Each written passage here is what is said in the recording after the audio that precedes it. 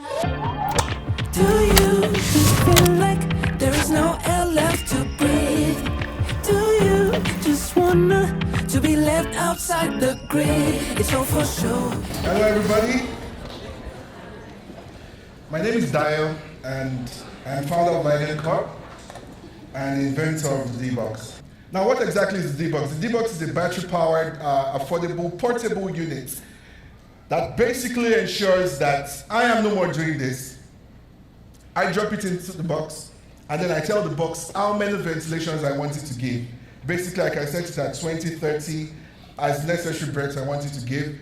We have a connector there that allows the D-Box to be used with a face mask, could be used with a laryngeal mask airway, and even for regions where you have trained physicians, it can also be used with the endotracheal tube. As you can see, the D-Box is also battery powered. These are words given by the head of the emergency department of the Lagos University Teaching Hospital. He said, given our circumstances and given our environment, this indeed is a critical innovation. It will go on to save millions of lives all over the world and will help significantly reduce infant and adult mortality rates. And I was beginning to do my research to look all over Nigeria to see indeed the gravity of the problem we were looking to solve. It was not until recently it dawned on me that this problem also existed in Accra. This problem existed in Togo. This problem was in Benin, was in Kenya, was in South Africa, was in India. Not until last week I found out that health workers in Peru, health workers in Honduras indefinitely have to use the CPR bag to keep patients alive. It was then it dawned on me on the magnitude that this innovation could have on the world. What makes the D-Box special? It's battery powered. We've tested it. It works for 12 to 24 hours on its own. It's also portable. We have the adult size version. We have the pediatric size version. It can be easily used to transfer patients. It's affordable. The D-Box is about the cheapest option in the market considering the intervention we're introducing. And it offers to be the transport and transfer appropriate ventilation. So in January, while I was announcing the D-Box to the press, I met this general surgeon who said, I have this young 25-year-old lady who I just gave him birth, and then she had some serious complications and needed a ventilator. Fortunately for her, she was wealthy enough to afford a ventilator in a private hospital, but she needed to have an urgent CT scan done. So the problem was getting her from the ventilator in this private hospital to the radiological center where she could get the CT scan done. And he basically said, can you give me your prototype to use to transfer this patient? The need is so dire that people are immediately ready to use the prototype to begin to save lives. I head of a group of software developers in Silicon Valley who chose not to use LTE and 4G and Wi-Fi and use 2G networks just to be able to simulate the environments where these interventions were going to be used. And we appreciate all those efforts sincerely, but you can't simulate pain. You need to feel the pain to be able to intervene appropriately. And while we appreciate every effort that is coming in from the West, I believe very strongly that Africans, locals, should be encouraged and empowered to make changes and to make innovations that will be locally appropriate and usable in their communities. So, about 5 years ago, I was at Yale presenting at a global health conference where I introduced the idea of the D-Box, a battery-powered resuscitator that was poised to save lots of lives around the world, especially in developing countries and in resource-limited settings. It was portable, it was a lot more affordable, and it was usable, considered appropriate technology given the circumstances of the regions that it was supposed to be used. The feedback was overwhelming. Amazing idea, great device. You're going to save lots of lives. Few hours later, I flew in to speak to the amazing audience at SwitchPoint, essentially selling the idea of a need for innovators to begin to build locally driven technologies that would address the main problems from their localities. There were a few candid feedbacks in my journeys across the US, Canada, and around the world talking about the D-Box. Some felt maybe you should be reaching out to a foundation to fund this, and some were extremely candid. You're building something solid and needed, but the niche industry you're operating in is going to be difficult to raise funds. Well, I knew that. We were in the hardware space where you had to build to test, not code to test.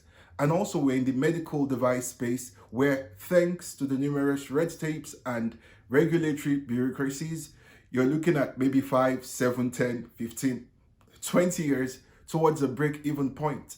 But we didn't stop, we didn't relent. We kept on building, we kept on researching, we kept on working hard to ensure that this doesn't just remain an idea, but it becomes a reality in some clinic, in some city around the world, really and truly saving lives. 5 years after, our world as we know it has dramatically changed. In the early days of the pandemic, I received calls literally from all over the world. Calls from the UK, calls from Portugal, calls from Brazil, all over Africa, saying we need your ventilators now. Okay guys, so where have you been? Where was the world when there was a need to support innovators who were building tools that could help in a situation like we found ourselves? Thankfully, we found an investor who was willing to take a bet on us. And I'm making a public shout out to Sam Altman, who signed us a check and said, you guys can get this done. Go do this. And that was the push we needed to reinvent and to revisit our assumptions to say that the world now needs more than a bag squeezer. And thankfully, we're able to re-engineer our offering from just an automatic resuscitator to a more sophisticated device called the Life Air. Interestingly, we found another investor from the United States that's recently made $1 million bet on us to get this done and to supply this not just to resource limited settings, but to support life support and life safety systems all over the world. So what are the big lessons that we have learned from this pandemic?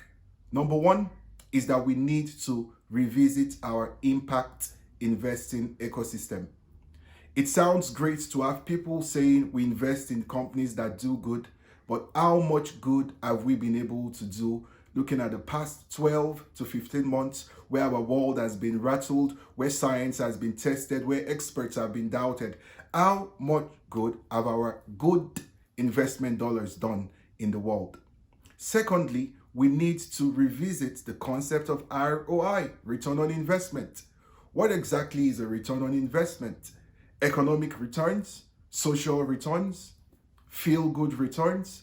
I think the lessons, the hard, tough lessons of the past year needs us to go back to the drawing board and begin to re-envision what exactly our ROI should mean. Interestingly, we also need to learn from the virus. There is a need to learn to innovate, learn to evolve, and to evolve very fast. We may not be as lucky as we were with this pandemic, and I hate to be the doomsday prophet, but this definitely isn't the last one.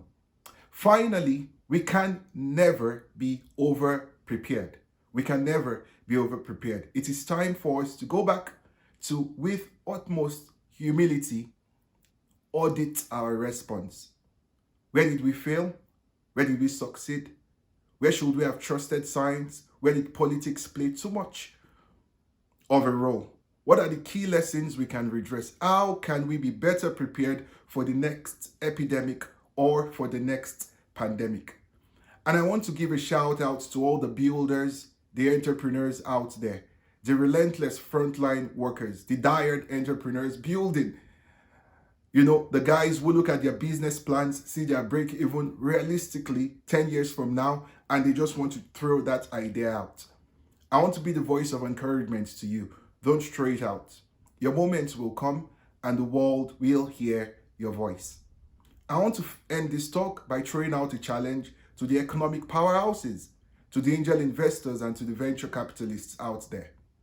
Could we keep a tiny percentage of our investment dollars for those builders, those entrepreneurs who we know 5 to 10 years from now may not even have broken even? Maybe it's in the 11th year or the 12th year. However, we will go ahead and take a bet on them because these are the guys we will be calling when the next bolder it's. Guess what? During or after the next pandemic, we would look back at those 5%, 2% portfolio companies that we literally just reluctantly invested in. And you would see those builders, see the solutions they have built, see the difference they are making in the world, and you will be able to agree that ROI sometimes is superior to ROI.